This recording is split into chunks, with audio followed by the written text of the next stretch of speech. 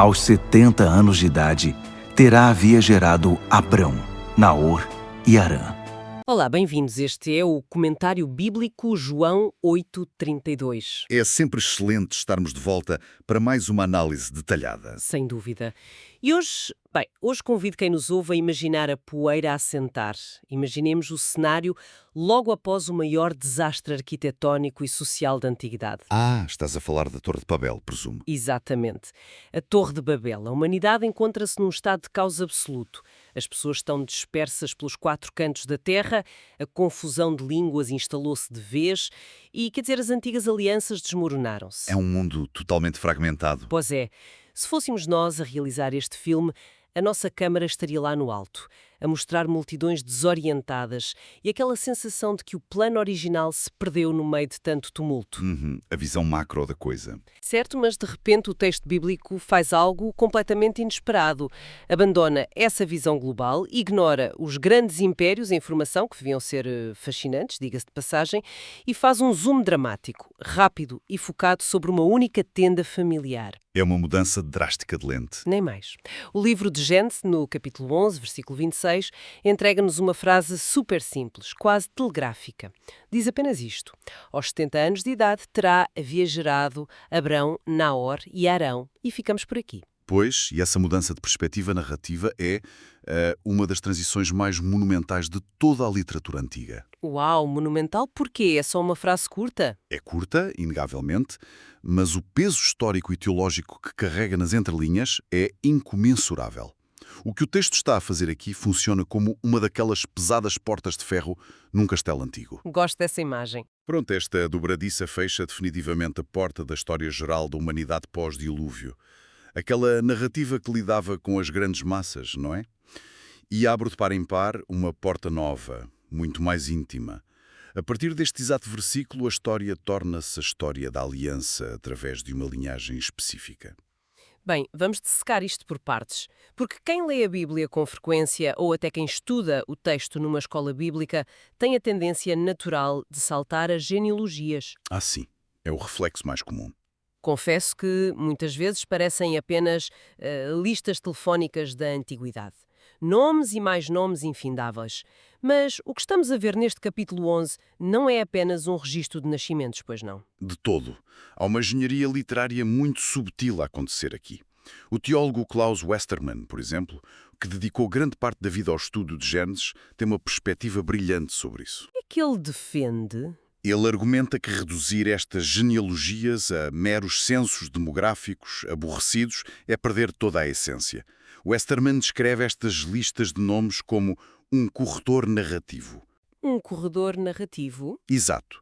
Elas são, na prática, a ponte inquebrável que transporta a promessa divina desde a criação, passando pelo abismo do dilúvio até à concretização da aliança com Abrão. Servem para garantir que a promessa não se perdeu. Essa imagem do corredor ajuda imenso a visualizar o processo.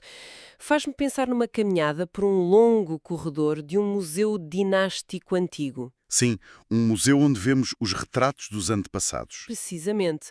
Vamos andando, passo a passo, e o ritmo dos quadros nas paredes é sempre igual, quase monótono. Fulano viveu tantos anos, gerou Cicrano, viveu mais não sei quantos anos e morreu.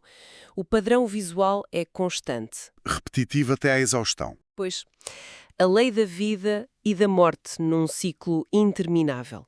Mas, de repente, os nossos passos param abruptamente. Chegamos ao fim desse longo corredor e deparamo-nos com um quadro enorme, completamente diferente dos outros. A regra inverte-se. E aí que entra Tera e os 3 filhos. Exato. Temos a família de Tera e o texto não menciona apenas um sucessor, lança 3 nomes de uma só vez: Abrão, Naor e Harã. Há uma abundância repentina de informação que obriga quem lê a travar a fundo. E essa quebra de ritmo é um artifício literário magistral. Mas há mais. A língua hebraica original revela profundidades que as nossas traduções, por vezes, não conseguem captar na totalidade. Estou curiosa. O que nos escapa na tradução? O verbo central, utilizado em todo este capítulo para gerar, é yaled. Até aqui, nada de novo. Contudo, a forma gramatical escolhida pelo autor é o que chamamos de hifil. Hifil. E qual é o impacto disso na frase? Nem mais. O hebraico wifil é a forma causativa de um verbo. Isto significa que a tradução mais literal não seria simplesmente que ele teve um filho, mas sim que ele foi feito gerar. Ou foi levado a fazer nascer. Espera, isso é um detalhe fascinante. Então o texto sugere que não é apenas um ato biológico natural.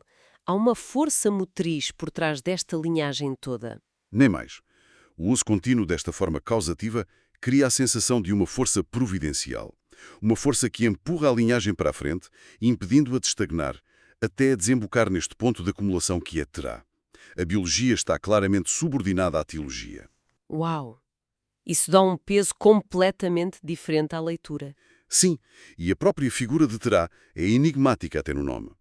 Sem entrar em grandes especulações externas, a raiz hebraica mais aceita para o nome Terá está ligada à ideia de atrasar, ou retardar, e até vadiar. A sério? Atrasar? Pois é, o que é incrivelmente profético e irónico se considerarmos o que ele fará mais tarde na viagem para Canaã. Mas, no momento deste versículo 26, Terá é o funil por onde a história universal passa. É uma grande responsabilidade para alguém cujo nome significa atraso. Mas, bem, ao olharmos de perto para os detalhes desta família que supostamente vai mudar o mundo, deparamos com um enigma matemático. Ah, a famosa questão cronológica. Aqui é que a coisa fica mesmo interessante. Confesso que, na primeira vez que fiz estas contas, fiquei baralhada. Vamos pôr os dados em cima da mesa. O versículo 26 diz claramente que Terá tinha 70 anos quando gerou os 3 filhos. Certo? É o que lá está escrito. E mais à frente, no versículo 32, registra-se que Terá morreu em Harã com 205 anos de idade. Os dados literais do Gênesis são exatamente esses, 70 e 205. Ora, se formos ao Novo Testamento, mais concretamente ao livro de Atos, capítulo 7, versículo 4, o discurso de Estevão diz que Abrão saiu de Harã após a morte do seu pai. Exato. Uma informação vital. E voltando ao Gênesis, capítulo 12, versículo 4, lemos que Abrão tinha 75 anos quando deixou a cidade. Portanto, vamos fazer a matemática bíblica. Se Terá morreu com 205 anos e Abrão partiu aos 75 anos logo a seguir à morte do pai, A conta não bate certo. dá 130 anos. A diferença entre 205 e 75 é 130. Ou seja, Abrão teria nascido quando o pai tinha 130 anos e não 70, como sugere o versículo. É uma discrepância de 60 anos. Pois, é um belo quebra-cabeças. E tem intrigado leitores ao longo de séculos. A resposta leva-nos ao coração da forma como o mundo antigo redigia documentos. E como é que se resolve isto sem comprometer a integridade do texto? O teólogo John Wesley aborda esta mesma tensão de forma muito lúcida. A solução exegética que a maioria dos estudiosos apoia é que o versículo 26 não descreve de todo o nascimento de trigêmeos. Ah, pronto, isso já facilita a lógica. Quando o texto afirma que aos 70 anos Terá gerou Abrão, Naor e Harã, está simplesmente a marcar o início da paternidade de Terá. Aos 70 anos nasceu o primeiro dos filhos, que muito provavelmente foi Harã. Mas então, se a Bíblia é um texto desenhado para revelar verdades de forma clara, por que motivo o narrador opta por esta ordem confusa? Se eu ler isto numa escola bíblica, a primeira reação é duvidar da precisão. Por que colocar Abrão em primeiro lugar se não foi o primeiro a nascer? E é uma dúvida legítima para nós hoje. Mas essa exigência de precisão absoluta é fruto da nossa mente ocidental muito pós-iluminista. Nós somos obcecados pela cronologia estrita, pelo minuto e segundo exatos. É verdade, queremos tudo numa folha de cálculo perfeitinha. Mas a mentalidade hebraica antiga não funcionava assim. Para o narrador, o peso espiritual, a relevância narrativa e o propósito providencial valem infinitamente mais do que o dado biológico. Ou seja, a ordem de importância ganha a ordem de nascimento. Nem mais. Ao colocar Abrão em primeiro lugar, o texto está a levantar um estandarte sobre ele. É como se dissesse que a cronologia não importa aqui.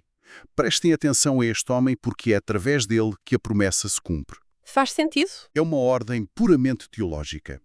Vemos a mesma técnica com Noé. Sem, Cã e Jafé são listados sempre nesta ordem, com Sem à cabeça, apesar de o texto indicar noutras passagens que Jafé era o irmão mais velho. Visto por esse prisma, a coisa muda de figura. Deixa de ser um erro matemático e passa a ser um holofote literário. O que bate certo, porque Abrão é indiscutivelmente a figura central a seguir. Aliás, o seu nome original significa pai exaltado. Um título com um peso tremendo, que mais tarde será expandido para Abraão, pai de uma multidão. Pois. E depois temos Naor. É curioso notar que ele herda o nome do próprio avô. Um detalhe familiar importante, já que da sua descendência surgiram figuras-chave como Rebeca. Exato. Mas é o terceiro nome, Arã, que traz uma nuvem sombria a esta história. Ele é o pai de Ló, mas há um detalhe profundamente trágico no seu curto relato, não há? Há de facto. O versículo 28 diz-nos que Arã morreu antes de seu pai, Terá, na terra do seu nascimento. É um marco triste porque é o primeiro registro explícito de um filho a morrer de causas naturais antes do próprio pai. Isso quebra completamente o que vinhamos a ler. Sem dúvida. Nas genealogias anteriores, os pais viviam centenas de anos, viam filhos, netos e só depois partiam. A morte prematura de Arã quebra essa ordem natural. Serve como sintoma de um problema muito maior que estava a assolar a humanidade. E isso leva-nos a uma constatação quase assustadora sobre as idades destas figuras. Há um padrão de queda brutal na longevidade. Uns capítulos atrás vemos Sem a viver 600 anos, mas ao aproximarmos de Terra, a queda é vertiginosa. É um declínio dramático, sim. Em poucas gerações, quase ninguém chega aos 200 anos. O próprio Terá atinge os 205 e já é considerado um sobrevivente robusto. O que causou esta quebra tão drástica? Esse colapso na vitalidade gerou um debate histórico fascinante. Quando exploramos as fontes, destacam-se duas abordagens profundas para explicar esta decadência rápida. Quais são os alicerces de cada visão? Como se explica uma queda de 600 para 200 anos assim do nada? Por um lado, temos a visão de John Wesley. Ele analisa isto e identifica um decreto direto da providência divina. Para Wesley, Deus interveio soberanamente na constituição humana. Não foi só a natureza a seguir o seu curso então? Exato. Para ele foi uma decisão ativa. O raciocínio é que uma humanidade corrompida, com 900 anos de vida, teria tempo infinito para aperfeiçoar o mal e a destruição, como aconteceu antes do dilúvio. Portanto, Deus encurta os dias por pura misericórdia e contenção do pecado. Nessa perspectiva, a redução da vida funciona como um mecanismo de segurança divino? Fascinante. Mas há outra forma de olhar para isto, certo? Sim. A segunda perspectiva, muito articulada nos escritos de Ellen G. White, recusa-se a ver isto apenas como um botão que Deus desligou. Ela apresenta a situação como uma trágica cadeia de causa e efeito. Causas mais práticas, digamos assim. Precisamente. A quebra foi o resultado direto de uma degeneração física provocada pela violação contínua das leis naturais e morais, a acumulação de maus hábitos, a degradação do ambiente. Uma erosão natural ao longo de gerações. Sim, e ela sublinha um ponto específico, a permissão divina para a introdução da dieta carnívora, após o dilúvio. Isso teve como consequência intrínseca a diminuição da energia vital e serviu também o propósito providencial de encurtar a vida de uma raça propensa à rebelião. Uau! Essa síntese traz uma profundidade enorme ao debate. E o cativante é que ambas as visões, partindo de pressupostos diferentes, não se anulam. Ambas reconhecem a mão soberana. Claro! A diferença é a mecânica da ação. Wesley vê o decreto a atuar de cima para baixo.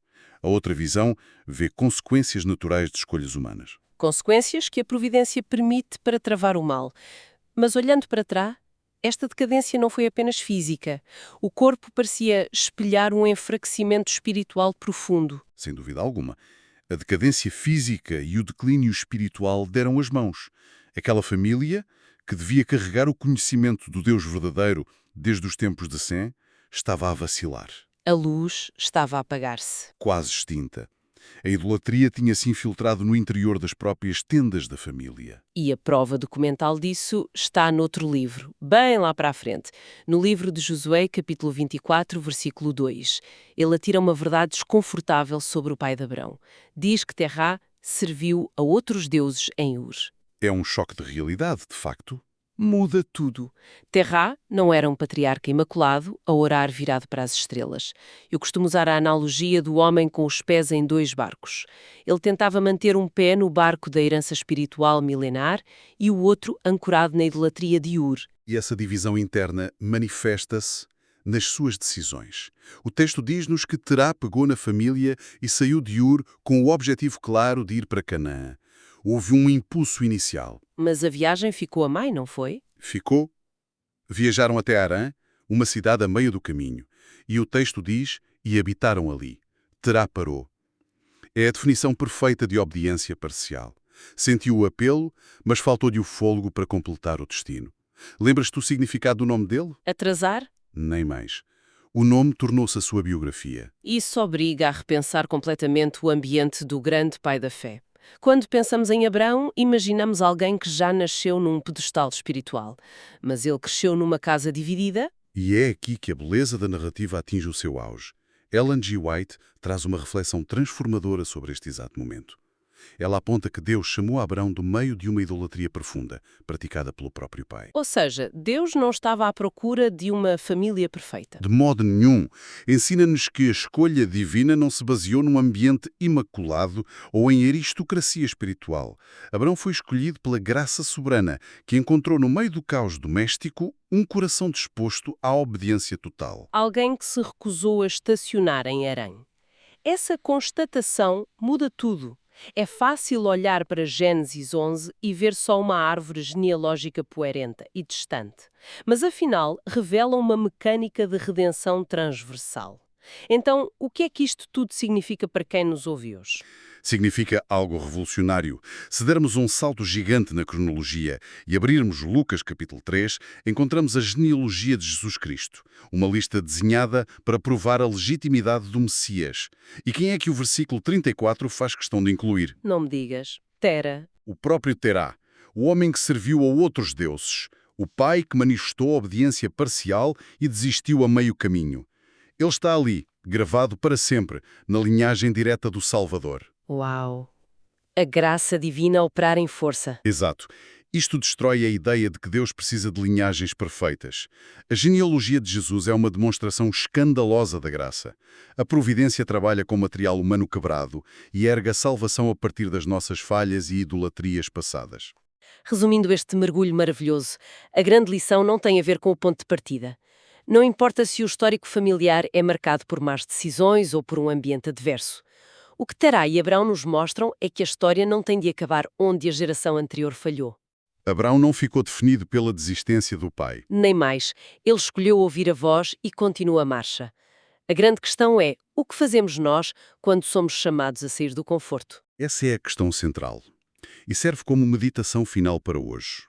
Ao analisarmos a trajetória de Terá, um homem que teve o vislumbre da promessa, mas decidiu estacionar no conforto, impõe-se uma análise à vida dos nossos ouvintes. Uma reflexão necessária. Haverá algum Harã nas vossas vidas? Um lugar de obediência parcial onde estacionaram, desistindo do destino pleno que vos foi traçado, por continuar a exigir e a cortar as amarras com o passado? É uma reflexão que exige muita honestidade. E é com esse pensamento profundo e provocatório que encerramos a análise. Pensem nisso. Continuem a ler, a questionar e a explorar as páginas do texto sagrado. Até ao próximo episódio do nosso Mergulho Profundo.